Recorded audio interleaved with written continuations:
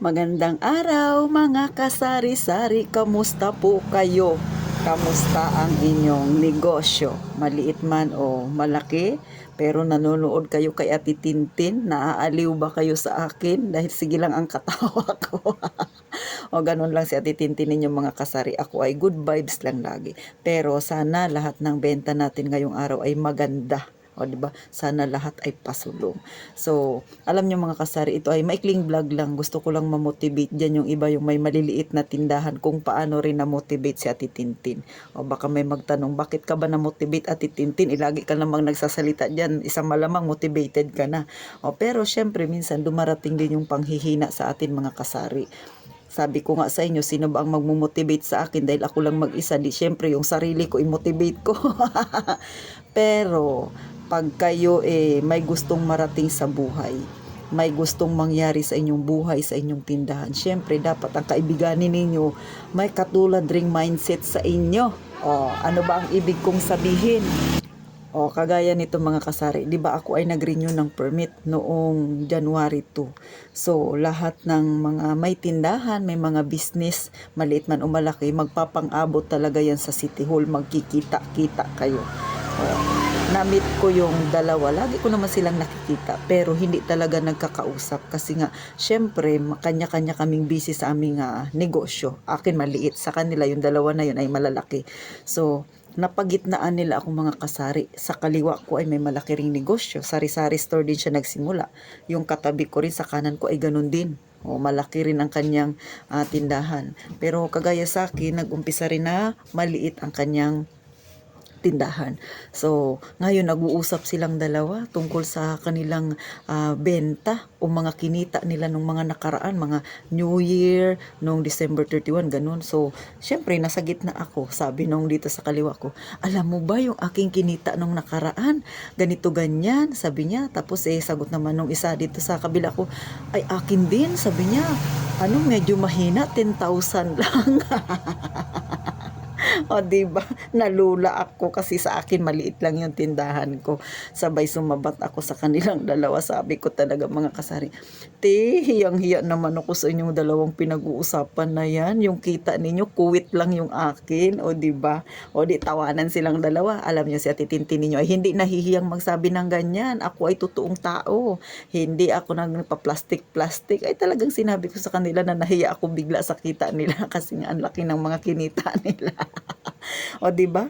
Mapakita man yan o benta ng tindahan, talaga namang malalaki yung pinag-uusapan nila. Yung akin, wala pa sa kalingkingan. O, alam niyo ba ang sagot nila sa akin mga kasari? Tumaba ang puso niya Titintin kasi ang sagot nilang dalawa sa akin, sabi nung nasa kaliwa ko, alam mo Tin, na ganyan din kami nag-umpisa sa iyo. Mas maliit pa nga ang aking tindahan kung ikumpara sa tindahan mo.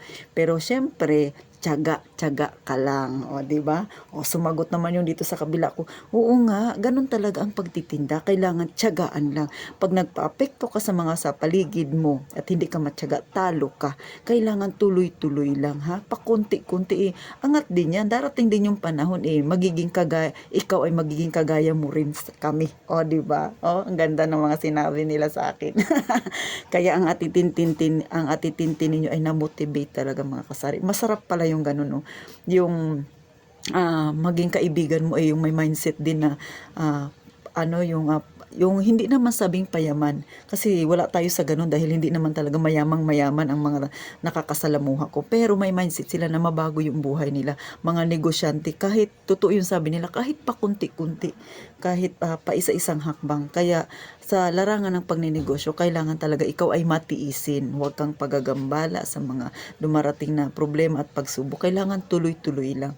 Tama yung sinabi nung isang kakilala ko na sabi niya wag mong pansinin yung mga naririnig mo, basta ikaw doon ka lang sa negosyo mo. Kaya totoo yung sinasabi nila mga kasari, kung sino yung lagi nakakausap mo, kung sino yung nakikita mo lagi, kung sino yung nakakasama mo, ikaw ay magiging ganun din. Kaya kung ang mga nakakausap ninyo ay may mindset na ganun, na umangat, aba, hindi posible, aangat ka rin kasi nga, yun yung magiging mindset mo rin ng kagaya nila. Eh kung ang mindset mo yung kagaya ng iba dyan, parang crab mentality, tapos yung mga friends mo ganyan din, ganyan din talaga ang mangyayari, o, di ba mga kasari? Kaya ako'y nagpapasalamat sa kanilang dalawa talaga mga kasari. Ang atitintin ninyo, bagong taon ay namotivate talaga ng husto kahit pagod na pagod nung araw na yun. Kaya nga nung pag-uwi ko, kahit pagod na pagod ako sa pagre-renew mga kasari, aba, inspired na inspired ang atitintin ninyo. Nagbukas ako ng tindahan, alas 10 na ako natulog, nagrepak-repak ako.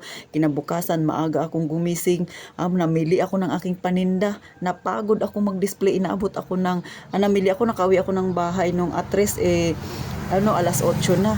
Nagumpisa ako nag-display na tapos ako alauna na. O di ba? Dahil nasobrahan ng sipag ang atitintin ninyo.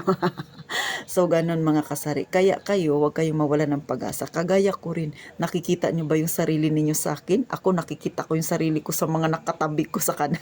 Nung nag-renew ako, sabi ko darating ang panahon, magiging ganun din ako. Hindi ko man maabot yung nangyari sa kanila ngayon. Pero alam ko, may patutunguhan ako. Kasi nga, hindi ako magpapa-apekto sa mga taong yung mga maraming sinasabi, nagtindahan ka lang, ganyan-ganyan, mayabang ka na.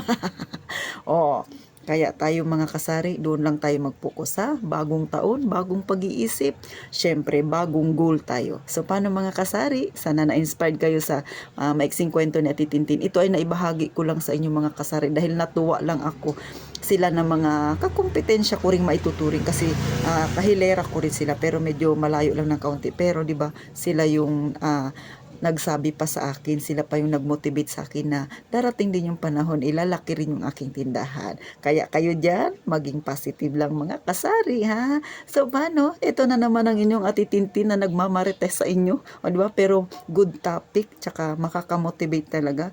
O, ano pa bang inaantay ninyo, ha? Gaya ng laging sinasabi na Ate Tintin, mag-subscribe na kayo, pa-like and share na rin mga kasari. So, paano? Magkita tayo sa susunod na vlog.